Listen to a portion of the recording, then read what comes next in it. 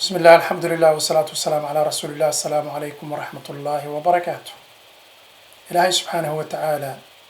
قرآن كيسة وحبكم ودافن وحكستنا وكوك العدي إلهي سبحانه وتعالى مروا أرنتاس إنه تباحيو وحاو يري ما فرطنا في الكتاب من شيء نبكما نندافن قرآن كريم كده waayahay haddaba masalada uu daaran yahay clipkan hadda waxa weeyaan waxaa soo baxay dad naftooda ku sheegay inay yihiin qur'aaniyiin oo sunnada diidan sidaa darteed yidhi qur'aanka bis baanu ku koobanahay annagu waxaanay leeyihiin waxaad naga tustaan qur'aanka kariimka ah 17 ragcadood ee aad idinku tukataan haddaba si arrintaa aynu u tusno maadaama anigu aan dadkaa la kulmay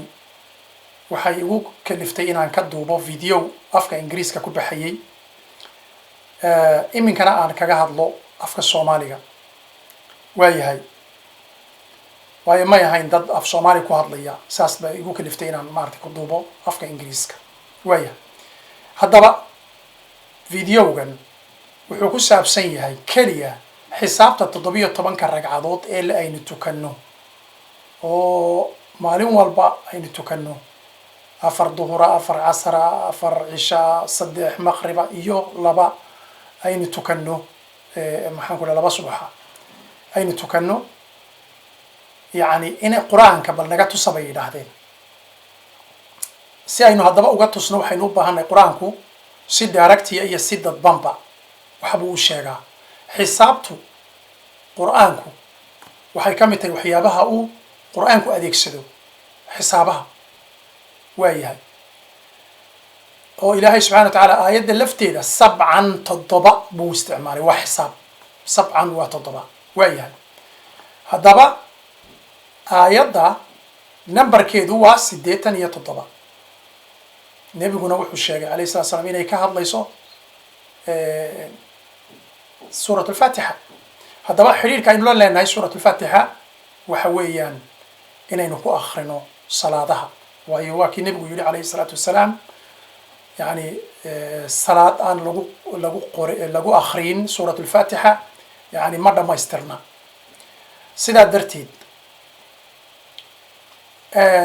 سيدا درتيد سديتان يتضبع لمبركة آيات سورة الحجر 87 u qaybi 5 salaadood waxaad arkaysaa marka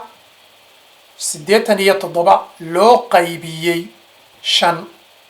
waa 17.4 waa 17 ka ragcadood aynu tukanno ee faralka ah dhibic 4 waa sanadkii labada jeer ee ciidda ah ee aynu tukanno xisaab bayna waxaan ku soo baxday waa aayadda lambarkeeda oo aynu u qaybinay 5 salaadood 17.4 sunnayaal kama hadlayno oo ma garanaysaa ay sida taraawiix iyo salaatu duha iyo waxa soo dhan laga ma hadlayo laakiin waa 17 ayaynu tukanaa maalin kasta jimcaha 2 ragcadood baa jira oo markaasi aynu tukanno iyo 2 ragcadood oo khudbadu ay inoo ka fargarayso ama inoo daboosho khudbadu 2 ragcadood bay dabooshaa iyaduna sida darteed ba halka afartaadiba ay ku buuxaan waa sababta loo leeyahay ma hadli kartaan oo wax ma taaban kartaan xilliga khudbada sida darteed 2 ragcadood bay ku daboolaysaa waa ka annama inay salaad ku jirto oo kale sida darteed quraankii waxaynu ka helnay 17 ragcadood 17 jeer oo suuratul faatixa la akhrinayo inagoo adeegsanay nidaam xisaaba oo aayadda lambarkeeda kaliya u qaybinay 5 jeer ee aynu tukanno halkaasna ay inoogu soo baxday xisaab cad